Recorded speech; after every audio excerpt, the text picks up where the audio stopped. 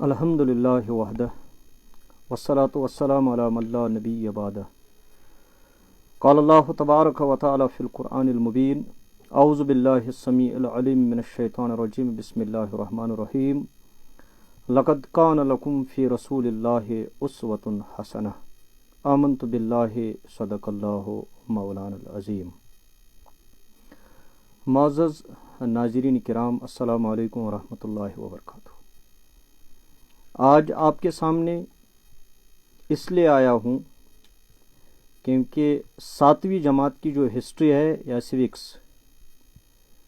اس میں ہمارے سب سے بڑے عظیم پیغمبر جو انسانیت کے سردار ہیں، امام الانبیاء ہیں، ان کی تصویر لگائی گئی ہے یا جبریل علیہ الصلاۃ والسلام کی تصویر لگائی گئی ہے۔ ہم مقامی سرکار اور مرکزی سرکار دونوں سے مطالبہ کرنا چاہ رہے ہیں۔ ایک تو جو یہ پبلشر ہے جس نے بہت بڑی نازیبہ حرکت کی ہے، اس کے خلاف کارروائی ہونی چاہیے، قانونی کارروائی ہونی چاہیے۔ اس کا پبلیکیشن جو ہے، ہم پرزور مطالبہ کرتے ہیں کہ اس کی پبلیکیشن بند ہونی چاہیے۔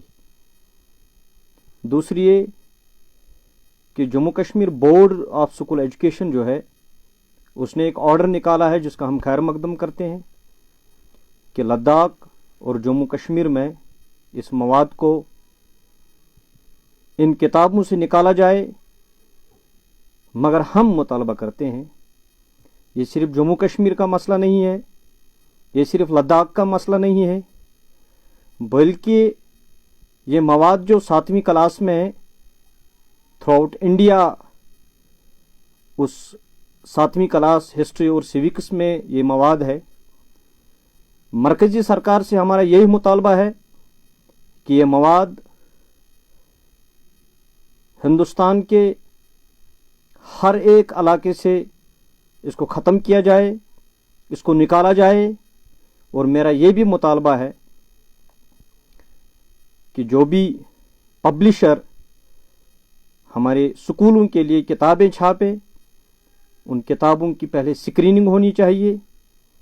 سکریننگ ہونے کے بعد جب کمیٹی اسے اپروو کرے، کمیٹی وہی مواد اپروو کریں جس سے کسی بھی کمیونٹی کے جذبات کو نہ ٹھیس پہنچایا جائے نہ مجروح کیا جائے۔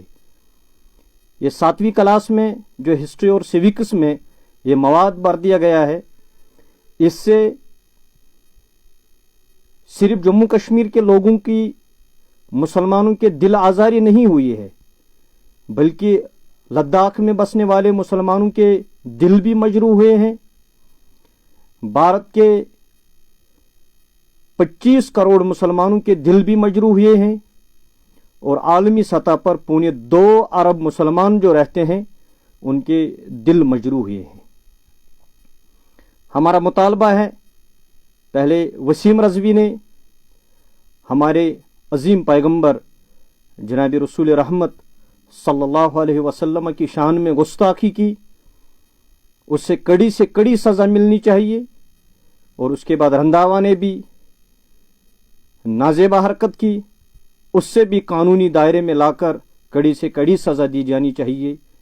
اور جس نے یہ 7ویں کلاس میں مواد رکھا ہے، ان سب اشخاص کے خلاف قانونی کارروائی ہونی چاہیے تاکہ مسلمان کے دل جو مجروح ہوئے ہیں اس کا کچھ مداوع ہو جائے۔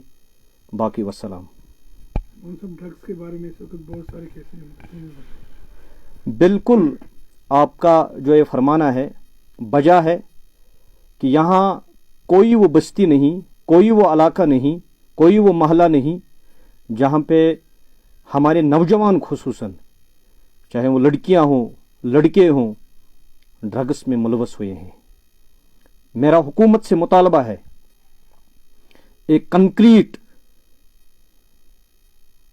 اس کے خلاف ایک مہم چلائی جانی چاہیے، उलमाए किराम से मेरी गुजारिश है, खुसूसियत के साथ जिसके साथ मैं वाबस्ता खुद हूँ, मुफ्ती आज़म जनाब मोहतरम मुफ्ती नासिरुल इस्लाम साहब जम्मू कश्मीर के जो मुफ्ती आज़म हैं, उनसे भी मेरी गुजारिश है कि उन्हें तमाम उलमाए किराम को यहाँ बुलाना चाहिए, एक जगह जमा करना चाहिए, ताकि इसके ख़िलाफ़ एक मुनज़्ज़म मुहिम छेड़ी जाए।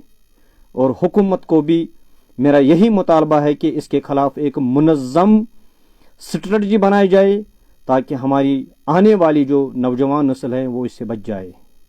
मतलब इस्लामी के अगर हिसाब से देखेंगे, जो ड्रग्स पीते हैं इनके लिए क्या इस्लाम में कुछ रखा है? इस्लाम में कुल्लु मुस्कुरिन खामर, जितने भी नशावर चीज़ें हैं वो शराब के ज़ुमरे में आती हैं, और कुल्लु खामरिन हराम, हर एक किस्म की जो शराब है वो हराम है। ये नशावर चीज़ें जितने भी किस्म की हैं ये इस्लाम में प्रोहिबिटेड हैं, हराम हैं। इसकी इस्लाम कभी इजाज़त न देता था, न देता है, न आइंदा देगा।